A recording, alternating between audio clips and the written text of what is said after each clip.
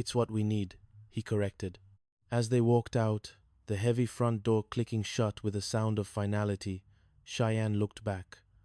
The house sat there, perfect and empty, waiting to be filled with their lives. But to her, it didn't look like a home. It looked like a very expensive cage. Chapter 2. The Ghost in the Garage. Reba sat in the garage, the silence so loud it made her ears ring. For years, this space had been the epicenter of her universe. It was where Heart and Soul had been born, a ragtag real estate partnership between a middle-aged survivor and a former arena football star. It had been messy, loud, and constantly on the brink of collapse, but it had been alive. Now, the desks were clear. The lucky stapler was gone. Van's chair sat empty, tilted at the awkward angle he always left it. Reba's gaze fell on the "I give up 2000." It was a ridiculous machine, a vibrating belt that promised weight loss through sheer laziness. Butzt, butzt, butzt. The vibration traveled up her legs, a mechanical heartbeat in the void. "What are you doing, Mum?" Reba jumped, her hand flying to the power switch. Kira was standing in the doorway, her arms crossed, her expression a perfect mirror of Reba's own skeptical mask. "I'm testing the equipment," Reba said, smoothing her hair. "It's an asset. Could be worth something on eBay." "You're lonely," Kira said. She didn't say it with pity. She said it with the blunt, surgical precision that made her the most difficult and most honest of Reba's children. "I'm not lonely. I'm peaceful." "There is a difference, Kira. One involves a lack of people.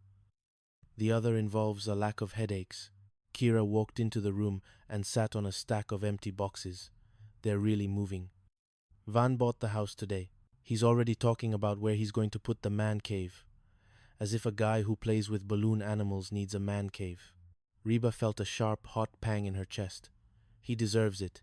He worked hard. He's moving up in the world." "He's miserable," Kira countered.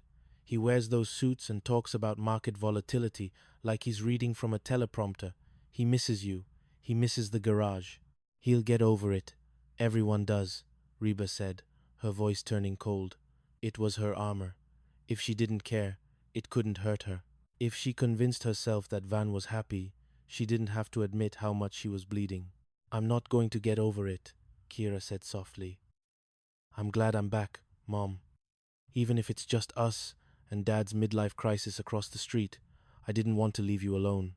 Reba looked at her daughter, the one who had fought her every step of the way, the one who had fled to her father's house only to realize that the grass wasn't greener, just more expensive. In that moment, the armor cracked. "Thank you, Kira," Reba whispered. "Don't get mushy," Kira warned, standing up and dusting off her jeans. "I'm only staying because the Wi-Fi is better here than at Barbara Jean's. Her router is from the Stone Age." But as Kira left, she squeezed Reba's hand. It was a brief, almost accidental contact, but in the vacuum of the Hart household, it felt like a lifeline. Chapter 3. The Breaking Point. The death of Heart and Soul didn't happen in a boardroom. It happened over a bowl of lukewarm pasta on a Tuesday evening. Van and Cheyenne had come over to sign the dissolution papers. Steve Norris, the titan of Houston real estate, had insisted on a clean break. No lingering ties, no shared commissions. He wanted Van Montgomery to be a Norris man, unburdened by the homegrown baggage of his mother-in-law. The documents sat on the floral tablecloth, white and sterile. They looked like an indictment. "I just need you to sign here, Mrs. H," Van said. He wasn't looking at her. He was looking at the salt shaker. He was wearing a tie that cost more than Reba's first car. Reba picked up the pen. Her hand was shaking. She thought of the first house they had sold together, the one with the termite damage and the creative plumbing. She thought of the way they had high-fived in the driveway. "Wait," Cheyenne said. Her voice was sharp, cutting through the heavy silence of the kitchen. "Don't do it." "Che, we talked about this," Van said, his frustration bubbling to the surface. "Steve says this is the only way to get the senior associate position. It's for the baby." "I don't care what Steve says." Cheyenne stood up, her face flushed. "Look at us. We're acting like we're in a movie about corporate takeovers. Van, You hate those suits. You hate that office. You miss the balloon animals. And you miss the way Mom makes you coffee, even though she complains about it every time. I have to provide, Van shouted, standing up to meet her. There's a baby coming. I can't provide with balloon animals and luck. I can't be the guy who lives in the garage forever. You provide by being you, Cheyenne cried. We're moving to a house that feels like a hotel. We're leaving the only person who actually cares if we succeed or fail. Mom, tell him. Reba looked from her daughter to her son-in-law. She saw the desperation in both of them. She saw the way the world was trying to tear them apart in the name of success. She looked at the papers, the legal jargon that tried to erase 3 years of sweat and laughter. Slowly, deliberately, Reba picked up the documents and tore them in half. Then she tore them again. Mrs. H. Van gasped, his eyes wide. Steve Norris can take his mahogany desk and shove it where the sun don't shine, Reba said, her eyes flashing with the old fire. You're not a Norris man, Van. And hearts don't sign away their souls for a bidet. But the money, the house. We'll find another way, Reba said, her voice steady now. We'll be heart and soul again. Maybe we won't have a skyscraper, but we'll have a garage where people actually like each other. Van looked at the torn papers on the table. He looked at Cheyenne, whose eyes were bright with tears, and then the tension simply left him.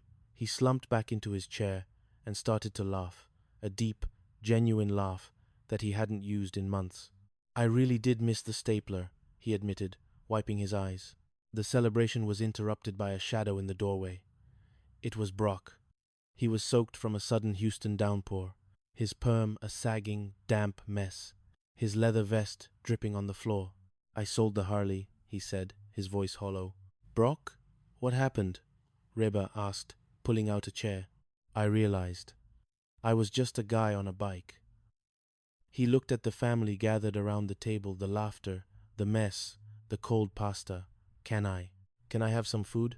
Reba sighed, but there was a ghost of a smile on her lips. Sit down, you idiot. The pasta's cold, the business is failing, and we're all probably going to be broke by Christmas. Sounds like home, Brock said, taking his place. Chapter 4. The War of the Roses and Realtors. Rejecting Steve Norris was one thing. Surviving him was another. Steve wasn't just a realtor. He was an institution, and he didn't take kindly to being treated like a second-choice option. Within a week, the heart and soul signs were being accidentally knocked over. Prospective clients were receiving calls from Norris agents offering them upgraded properties for impossible prices. He's trying to starve us out, Reba said, slamming a folder onto the garage desk. The financial reality was biting. With Cheyenne's pregnancy progressing, the need for stable income was a deadline. The baby was due in 6 months, and the nanny budget Van had boasted about was now a maybe we can buy a second-hand crib budget. But while the real estate war raged, Brock had found a new sanctuary. He had abandoned the leather and the perms for a saw and a bucket of cedar wood. It's about providing a home for those who can't speak for themselves, Reba, Brock explained one afternoon, holding up a birdhouse that looked suspiciously like a miniature Victorian mansion. Brock, it has a wraparound porch and a tiny copper chimney, Reba observed. Do the sparrows in Houston really need a mudroom? They need dignity, Reba, just like the rest of us. Barbara Jean watched from the doorway, her eyes gleaming. She had seen the potential immediately. While Brock saw wood and nails, she saw a lifestyle brand. He's good at it, isn't he? Barbara Jean whispered to Reba. He's an idiot, Reba replied, but she watched the way Brock's hands moved over the wood. Chapter 5. The Gable House Gamble. The opportunity they needed came in the form of Mrs. Gable, a woman whose house was so old and eccentric it was practically a historical monument and a realtor's nightmare. The roof leaks, the plumbing screams like a banshee, and there's a rumor the basement was used by bootleggers, Mrs. Gable told them. 5 realtors from Norris have tried to sell it. They all wanted me to tear it down. I won't do it. Reba walked through the grand, decaying hallways. She felt the history in the mahogany banisters. She looked at Van, who was poking a damp patch on the ceiling. We won't tear it down, Mrs. Gable, Reba said. We'll find someone who wants a home, not just a lot. It was a gamble that took every cent they had. Reba baked her special cookies for the open house, while Van painstakingly polished every inch of wood.